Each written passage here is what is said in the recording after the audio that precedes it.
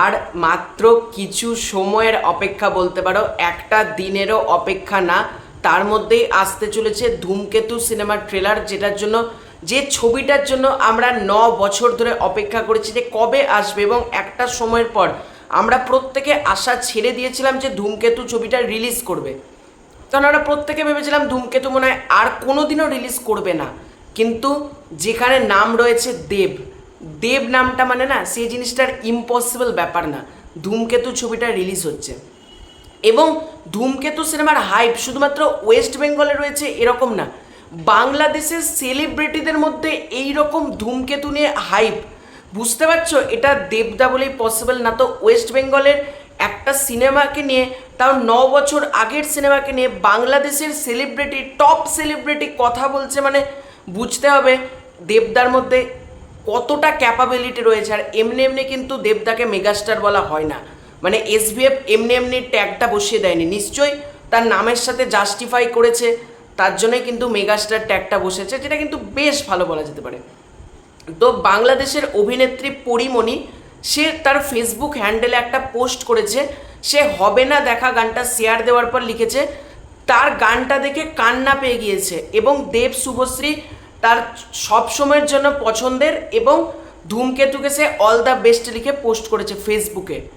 তার মানে ভাবতে পারছো, মানে পরিমণির মতন, মানে পরিমণি বলা যেতে পারে বাংলাদেশের টপ সেলিব্রিটির মধ্যে কিন্তু একজন পরিমণি থাকবেই। তো পরিমণি যখন পোস্ট করছে ধূমকেতুরকে নিয়ে, সুতরাং বুঝতে পারছো ছবিটার হাইপ কোন লেভেলে আছে। আমি আগেও বলেছি ছবিটা যদি বাংলাদেশে রিলিজ করে ধূমকেতু ট্রিমেন্ডাস ব্যবসা করবে, এটুকু বলতে পারি। মানে ওয়েস্ট বেঙ্গলের সাপেক্ষে বাংলাদেশে তো ডেফিনেটলি কালেকশান কম হবে, এটা জানাই কথা, বাংলাদেশের সিনেমা ওয়েস্ট বেঙ্গলে এলে কালেকশান কমই হয়, সুতরাং কালেকশান কিন্তু করবে। বাংলাদেশে অনেক দেব ফ্যান্স রয়েছে, কিন্তু তারা কিন্তু ধূমকেতু ছবিটা দেখবে। এবং পরিমণির তরফ থেকে যে পোস্টটা করা হলো, বিশ্বাস করো প্রচণ্ড ভালো লাগলো বলা যেতে পারে। এই করে তো বাংলাদেশ ভারত আমরা একসাথে চলচ্চিত্র অঙ্গনটা বেঁধে থাকবে, মানে কেন ভারত কেন বাংলাদেশ, আমরা একসাথে থাকবো। আর আমরা সিনেমা মানে সর্বোপরি আমরা পশ্চিমবঙ্গ বাংলাদেশ না করে বাংলা সিনেমাকে এগিয়ে নিয়ে যাব, এটাই প্রত্যেকের ধারণা হওয়া উচিত।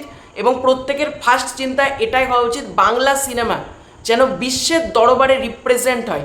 এটা কিন্তু পরিমণির তরফ থেকে পোস্ট করা হয়েছে, এবং এই পোস্টটা রানা সরকার তিনি নিজেও শেয়ার দিয়েছেন। ভালো লাগলো, বিশ্বাস করো একটা জিনিস দেখে খুব ভালো লাগলো এই পোস্টটা দেখার পর। এমনিতেই বাংলাদেশের অনেক অডিয়েন্স ধূমকেতু দেখতে চাইছে, দেখা যাক ধূমকেতু বাংলাদেশে রিলিজ হয় নাকি। এবং বাংলাদেশ থেকে এতটা ভালোবাসা দেওয়ার জন্য সত্যি আমরা প্রচণ্ড হ্যাপি বলা যেতে পারে। আমরাও যখন বাংলাদেশে কোনো সিনেমা যখন রিলিজ করে আমাদের তরফ থেকেও ফুল সাপোর্ট থাকে, এবং আমাদের এখানকার কোনো সিনেমা রিলিজ করলেও বাংলাদেশের তরফ থেকে ফুল সাপোর্ট থাকে, এটাই হওয়া দরকার। তো তোমাদের এই পুরো এন্টার বিষয়টাকে নিয়ে কি মতামত কমেন্ট করে জানিও। চ্যানেলে নতুন হয়ে থাকলে সাবস্ক্রাইব করে দিও। Bye bye.